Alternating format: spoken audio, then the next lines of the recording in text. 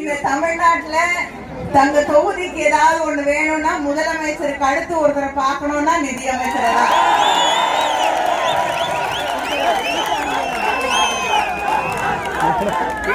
முதலமைச்சர் சரின்னா கூட நிதியமைச்சர் சரின்னா அப்புறம் தான் எதுவுமே கிடைக்கும். அதனால எல்லாருக்குமான திட்டங்களுக்கும் பின்னணியிலே இருந்திருக்கக்கூடிய நம்முடைய நிதியமைச்சர் அவர்களுக்கு உங்களுடைய மேலான பொன்னான வாக்குகளை உதயசூரியன் சின்னத்திலே அளித்து அவரை வெற்றி பெற செய்ய வேண்டும் என்று உங்களுக்கு எல்லார்கிட்டையும் நல்ல பேர் வாங்கக்கூடிய ஒரு அமைச்சர் இருக்காருன்னா அவரு உங்களுடைய அமைச்சர் தங்கம் தென்னரசு அவர்கள் தான். சில நேரங்களில் எதிர்கட்சியில இருக்கக்கூடியவர்கள் கூட புகழக்கூடிய ஒரு அமைச்சர் இருக்காருன்னா அது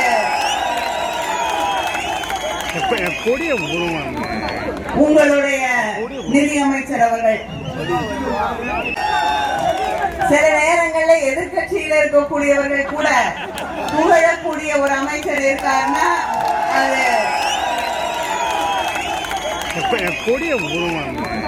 உங்களுடைய நிதியமைச்சர் அவர்கள்.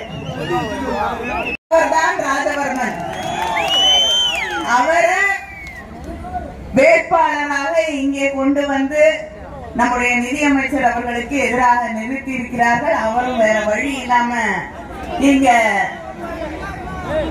இந்த தேர்தலிலே வெற்றி பெற வாய்ப்பில்லை என்று தெரிந்த பிறகும் வருத்தத்தோடு இங்கே வேட்பாளராக்கப்பட்டிருக்கிறார்.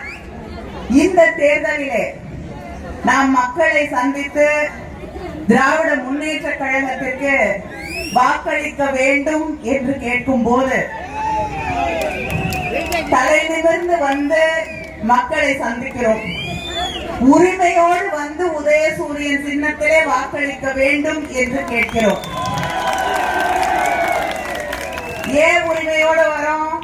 தேர்தல் நேரத்தில் மக்களை சந்திச்சு கொடுத்த வாக்குறுதி எல்லாம் நிறைவேற்றி தந்திருக்கிறோம். நம்முடைய முதலமைச்சர் அவர்கள் நிறைவேற்றி தந்திருக்கிறார்கள் என்று அந்த உரிமையோடு வந்து உங்களிடம் வாக்கு கேட்கிறோம். எதிரணியிலே சில பேர் இருக்காங்க.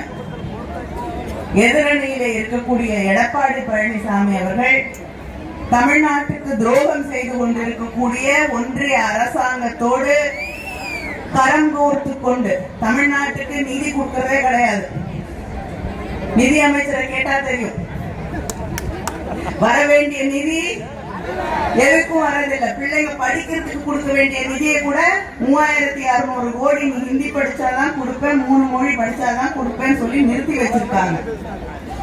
தமிழ்நாட்டுக்கு இப்படிப்பட்டவர்களோடு தான் எடப்பாடி பழனிசாமி கூட்டணி வைத்துக் கொண்டு இங்கே நம்மை பார்த்து குறைகளை சொல்லிக் கொண்டிருக்கிறார், நம்மை விமர்சனம் செய்து கொண்டிருக்கிறார். அவருக்கு நல்லா தெரிஞ்சிருச்சு இந்த தேர்தல்ல வெற்றி பெறுவதற்கு வாய்ப்பே இல்லைன்னு.